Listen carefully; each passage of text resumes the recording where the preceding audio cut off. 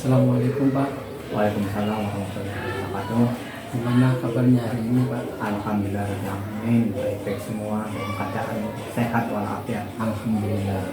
Izin Pak minta waktunya sebentar, mau wawancara terkait dengan kebijakan Bapak. Selama ini bagaimana Bapak mengidentifikasi kasus yang merupakan dilema etika atau rujukan moral yang seperti ada hal yang bertentangan bagi hati Bapak? Yang pertama adalah kita mengobservasi dulu, mengamati tema-tema yang ada, topiknya apa, kita amati dulu, kita observer dulu, kemudian kita identifikasikan, kita kumpulkan data-data yang sesuai dengan fakta, kenyataan yang ada di lapangan, kemudian kita menentukan suatu decision atau keputusan mengacu pada berdasarkan peraturan atau aturan-aturan yang berlaku. Kemudian dalam pengambilan keputusan harus selalu dikembalikan semuanya pada aturan gitu ya. Iya. Setiap pengambilan keputusan kemudian selama ini bagaimana Anda menjalankan pengambilan keputusan di sekolah Bapak, terutama untuk kasus di mana ada dua kepentingan yang sama-sama besar dan sama-sama mengandung nilai kebajikan? Dalam mengambil keputusan, segala sesuatunya tentunya harus mengikuti norma atau aturan yang ada, sehingga setiap pengambilan keputusan kita dimusyawarahkan, kita jalani dengan hubungan antara teman sejawat, kita konsultasikan agar kita akan memunculkan hasil yang memuaskan, benar-benar dipahami oleh pelaku, karena itu adalah alasan yang dibalik suatu kejadian.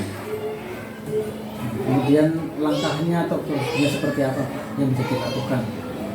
Yang pertama adalah kita mencari sumber informasinya terlebih dahulu, kita datangi tempat kejadian atau lapangan, turun langsung, dan kita interview dari berbagai pihak, mengumpulkan data-data yang ada, kemudian kita analisis. Setelah kita analisis, kita akan mengambil suatu keputusan yang terbaik yang akan dilakukan selanjutnya.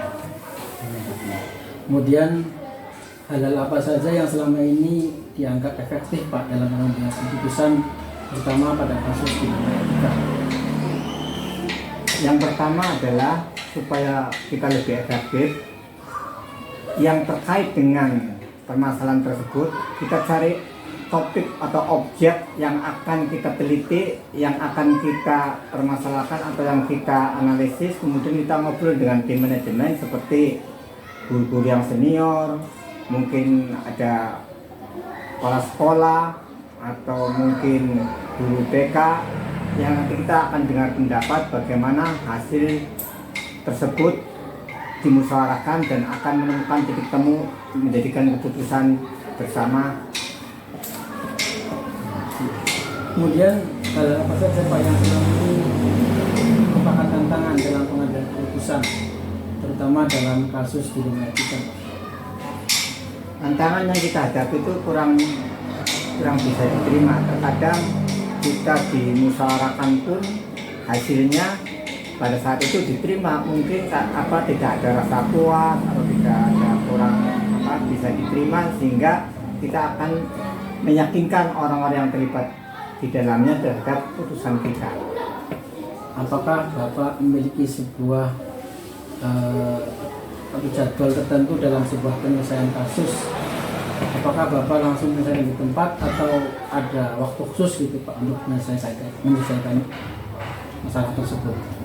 Kalau secara berkala kita adanya pembinaan. Dengan adanya pembinaan ini nanti kita akan terkoordinasi atau dapat pengawasan dari atasan ke bawahan. Ini perlu dilakukan. Adapun jadwal itu harus ada memang, tapi di saat ada salah satu umpamanya komponen pendidikan yang memiliki suatu permasalahan, kita harus selesaikan secara secepat mungkin agar diselesaikan dengan baik, supaya tidak terlalu lama dan dapat diselesaikan dengan baik, tepat sasaran.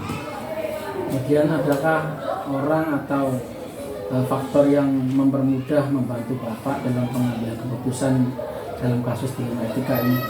Ya tentunya kita bisa belajar dari segi pengalaman atau kita mempelajari psikologi perkembangan karakteristik.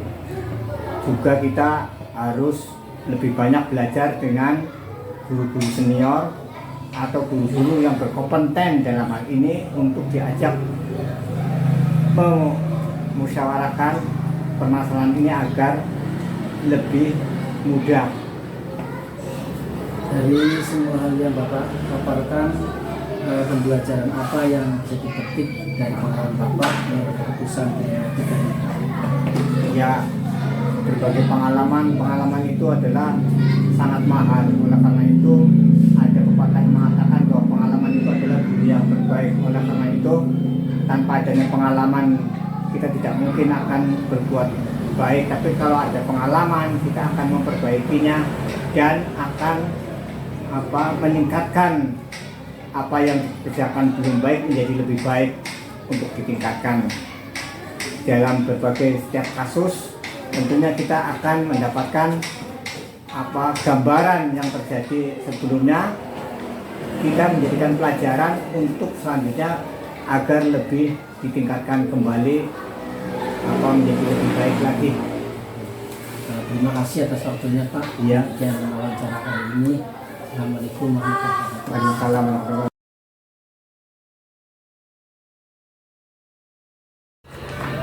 Assalamualaikum Pak. Waalaikumsalam warahmatullahi wabarakatuh. Selamat pagi. Mengganggu Pak ini waktunya. Ya, di kegiatan seperti ini kita sediakan waktu khusus ya. Alhamdulillah, terima kasih kalau begitu.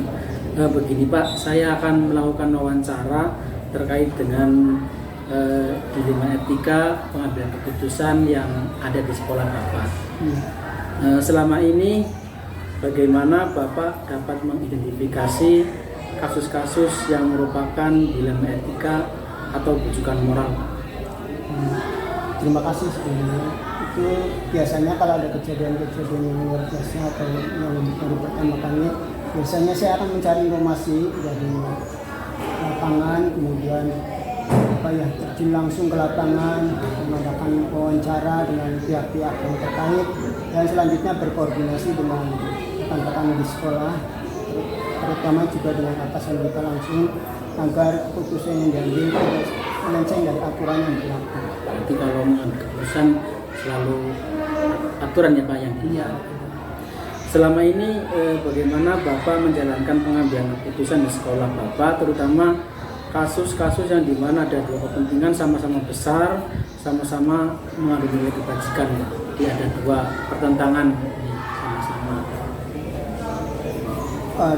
Pertamanya kita ambil itu dulu informasi dari pihak-pihak yang terkait itu, sehingga nanti ada semacam perbandingan, sehingga keputusan yang kita ambil itu tidak melenceng dari aturan yang berlaku, karena memang kita juga melibatkan rekan-rekan sejawat dan atasan kita juga, sehingga nanti keputusan yang diambil tidak melenceng atau tidak keluar dari aturan yang berlaku.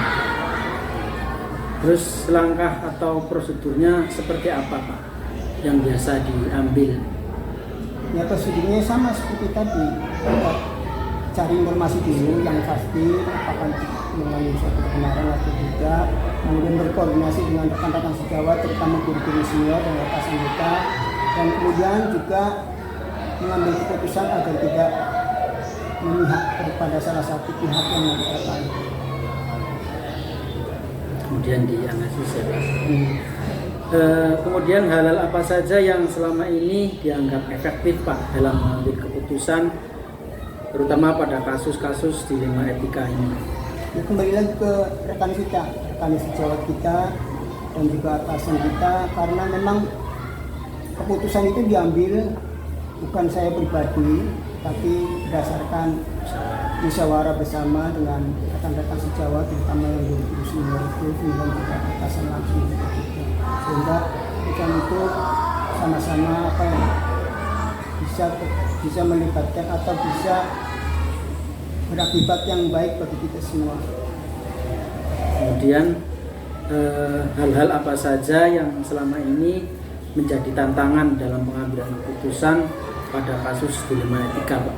Biasanya apabila keputusan itu diambil itu tidak semua pihak menerimanya. Itu kadang-kadang ada yang kurang bisa menerima keputusan yang diambil itu, sehingga nanti kita mengadakan apa ya, peninjauan ulang dari keputusan yang kita ambil itu, sehingga nanti kita itu dapat diterima semua pihak. Apakah Bapak memiliki sebuah catatan begitu kala ada jadwal tertentu dalam sebuah penyelesaian kasus, apakah langsung menyelesaikannya di tempat atau punya jadwal tersendiri untuk menyelesaikannya, Pak? Kalau jadwal saya kira tidak ada ya Pak, karena itu kan kejadian sifatnya tentatif atau sewaktu-waktu, masa kita mau jadwal, sehingga nanti setiap ada permasalahan atau dilema ya kita ambil keputusannya saat itu atau spontanitas dari kita mengambil keputusan dari apa yang terjadi secara spontan. Tidak terlalu lama ya Pak? Iya, langsung saja seperti itu. Adakah seseorang atau faktor apa saja yang selama ini memudahkan atau membantu Bapak dalam mengambil keputusan? Ya, karena kita rekan kerja ya di sekolah itu kan ada staf, guru, kemudian angkatan kita juga, sehingga itu yang membuat kita dalam mengambil keputusan itu lebih enak atau lebih cepat karena memang ada dukungan dari rekan-rekan sejawat kita dan juga atasan. Itu yang membuat saya sedikit lebih mudah untuk mengambil keputusan. Dari hal-hal yang kita perlukan tadi, pembelajaran apa yang bisa Bapak petik dari pengalaman mengambil keputusan tersebut, Pak?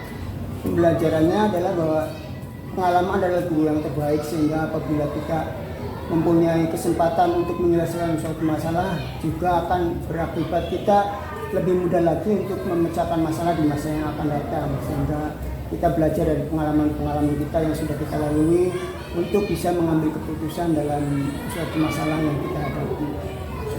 Terima kasih Pak atas waktunya. Selamat beraktivitas kembali.